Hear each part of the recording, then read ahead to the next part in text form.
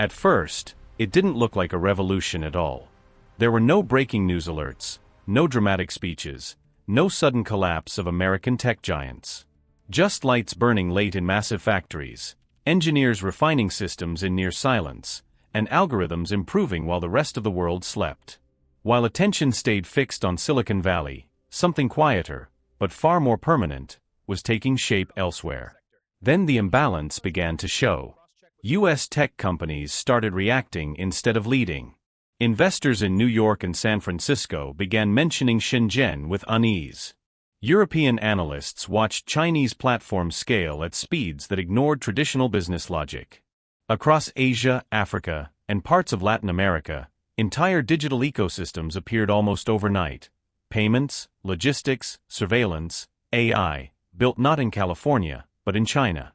The question was no longer whether China was catching up. The question became, when did it already pass the United States? This isn't a story about cheap labor or imitation. That explanation collapsed years ago.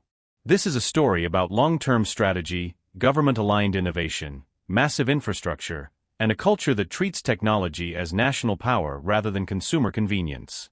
In a world where data is the new oil and algorithms shape reality, China didn't ask for permission. It built quietly, scaled relentlessly, and waited. And now, the future of technology may already be speaking a different language. Shenzhen, 2005. A city humming with a rhythm foreign to most outsiders, where the smell of soldered circuits mingled with the faint tang of street food. In unremarkable buildings, small teams of engineers began designing systems that would quietly ripple across the globe. Unlike Silicon Valley's startup glamour, these were laboratories of precision, funded not just by venture capital but by the state itself, where ambition was measured in decades, not quarterly returns. Analysts abroad barely noticed at first. Their focus remained on flashy IPOs and billion-dollar acquisitions in San Francisco. Yet in those quiet labs, innovation was relentless. Algorithms for payment systems were tested on millions of users before most Americans had even installed PayPal.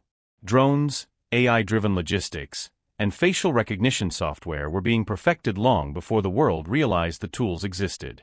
Investors across Europe began exchanging uneasy glances. How was it possible that a city half a world away could iterate faster, scale cheaper, and sometimes even outperform in quality? The world was slowly waking up to a paradox. Speed was no longer enough. Efficiency, scale, and alignment with national policy created an advantage that private ambition alone could not match. By 2010, the implications became undeniable. A tech product built in Shenzhen could reach more users than a similar device launched in Silicon Valley in half the time. Yet it wasn't just about gadgets. The quiet revolution was reshaping supply chains, urban infrastructure, and even cultural expectations of technology. Governments, corporations, and citizens outside China were suddenly forced to confront a new reality. The rules had changed. And as the world began to react, the question lingered. Had anyone truly anticipated this silent ascent, or were they already too late? By 2013, the quiet signals had grown impossible to ignore. Smartphones, once dominated by American brands, were suddenly in the hands of millions in Asia and Africa, running on software designed in China. Observers in Tokyo and Berlin noted how ecosystems were scaling faster than expected, integrating payments, social networks, and logistics in ways that made American counterparts seem fragmented. Analysts exchanged cautious glances, a mix of astonishment and concern, as once unshakable giants now appeared reactive, constantly trying to catch up to products and ideas that emerged halfway across the world. The infrastructure behind this shift was as startling as the technology itself.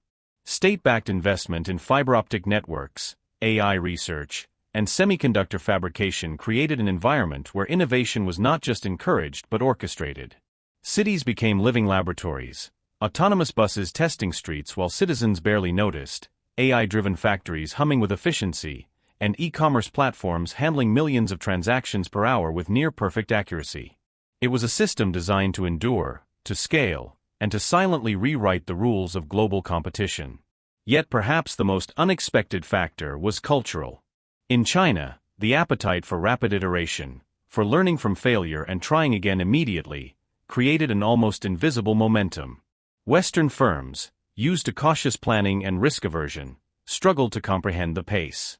By 2015, governments around the world were asking themselves the same uneasy question: had we underestimated this quiet revolution? And as the first global reactions began to ripple across stock markets, diplomatic meetings, and corporate boardrooms, one thing became clear: this was no longer a story of potential. It was already a story of consequence. By 2016, the world could no longer look away. American tech companies, once untouchable, were scrambling to match innovations that had quietly emerged from China. Investors in New York watched in disbelief as Chinese smartphone brands gained market share across Asia and Europe. In London, regulators began questioning how quickly Chinese platforms were integrating e-commerce, social media, and payments into seamless ecosystems that their own markets had yet to perfect. Analysts in Singapore whispered about China's invisible hand guiding not just technology, but global commerce itself. Across Africa, millions adopted Chinese digital payment systems almost overnight, bypassing traditional banks entirely. In Brazil, logistics startups began integrating AI tools imported from China, cutting delivery times in half and leaving local competitors stunned. Even governments were forced to react. Trade policies were reviewed, tech partnerships reconsidered, and security protocols tightened as nations realized that innovation now traveled at the speed of code, not borders. The question spreading quietly through boardrooms and capitals was stark: could the West even respond fast enough, or was it already too late? Yet the reaction was not uniform. While some markets adapted rapidly, others resisted, wary of dependency on foreign technology. European officials debated regulation, American executives pushed lobbying campaigns, African entrepreneurs experimented with local alternatives. Amid this turbulence, one truth became undeniable: China's rise was not a single event, but a wave, building in silence, unstoppable in momentum, and challenging assumptions about who truly defines the future of technology. As the world adjusted, the stakes became higher than markets, products, or patents. They were about power, influence, and the very architecture of the digital age. By 2018, the reactions became urgent, and sometimes frantic. Wall Street analysts debated how quickly Chinese AI companies were overtaking U.S. counterparts in areas once considered untouchable: autonomous vehicles, facial recognition, cloud computing. In Washington, policymakers convened emergency meetings to discuss sanctions, investment restrictions, and cybersecurity safeguards. Across Europe, regulators scrambled to assess data privacy and national security implications, while corporate boards realized that supply chains and market dominance could be rewritten overnight by a distant city like Shenzhen. Meanwhile, the global economy began to feel subtle but undeniable tremors.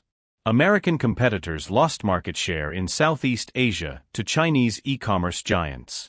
African nations skipped generations of banking infrastructure, adopting mobile payments and financial technology designed entirely in China. Even in Japan and Germany, manufacturing labs integrated Chinese robotics and AI optimization tools, quietly reshaping industrial efficiency. Investors watched this ripple effect with a mix of astonishment and concern. What started as innovation had turned into influence: economic, cultural, and geopolitical. And yet, the most startling reactions were human.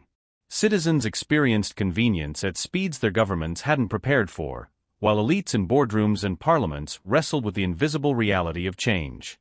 Political speeches tried to rally innovation domestically, but the clock was ticking. The quiet revolution had become an undeniable force. The question now haunting nations around the globe was no longer can we keep up, but rather, are we already too late to the future? The first realization is subtle: this revolution was never about catching headlines. China's engineers, researchers, and planners worked quietly, building systems that would outlast individual companies or fleeting trends. Cities buzzed with invisible algorithms. Factories and logistics centers operated with precision that the rest of the world could barely measure. Across continents, ordinary people began using tools that reshaped commerce, communication, and convenience without even noticing. From Lagos to Berlin, from Singapore to São Paulo, digital lives were subtly redefined, and yet few understood the forces behind them. Could the world truly anticipate the scale of what had quietly been built? The human stories are just as striking as the technology. In Shenzhen, young developers celebrated code that would eventually reach millions. In African marketplaces, shopkeepers accessed mobile payment systems years ahead of local banking infrastructures. European policymakers scrambled to regulate what they did not fully comprehend. Each local story, small in isolation, became a thread in a global tapestry of power, influence, and opportunity. The world was witnessing not just innovation, but the quiet remaking of reality itself. And still, the most compelling question remained: what happens when the builders of the future move faster than the watchers? When influence spreads silently, measured in data points rather than headlines, how do nations, corporations, and citizens respond? The answers were only beginning to surface. By 2025, the quiet revolution had revealed its full weight. The world discovered that influence no longer depended solely on geography, capital, or brand recognition. It depended on vision, infrastructure, and the discipline to execute relentlessly over decades. In cities from Shanghai to Nairobi, people navigated lives shaped by systems designed thousands of miles away. Governments realized that regulation alone could not control the flow of technology, and corporations recognized that innovation is as much about strategy as it is about invention. The emotional truth is striking. Individuals everywhere experienced convenience, efficiency, and access that would have seemed impossible a decade earlier. Entrepreneurs in emerging markets could scale businesses overnight. Citizens in cities long overlooked by global power could join the digital economy instantly. And while some celebrated the opportunities, others felt the quiet unease of being unprepared for the forces silently reshaping daily life. The world was learning a lesson in humility, adaptability, and the pace of modern progress. In the end, the story of China's tech revolution is not just about a nation or its companies, it is a lesson in the future itself. For those who build while others hesitate, the world bends quietly, power shifts imperceptibly, and history remembers the ones who acted while everyone else watched. The future does not wait, and it never asks permission. In the end, these stories remind us that technology is not just tools or devices, it is a force that quietly shapes culture, power, and human lives. Borders and economies may divide us, but innovation travels faster than politics, faster than expectation, faster than fear. The future belongs to those who act while others hesitate, who see the patterns before they are obvious, and who build relentlessly in silence. As the world continues to change, one truth remains: the next revolution may already be underway, unfolding where few are watching, and it will ask no one's permission.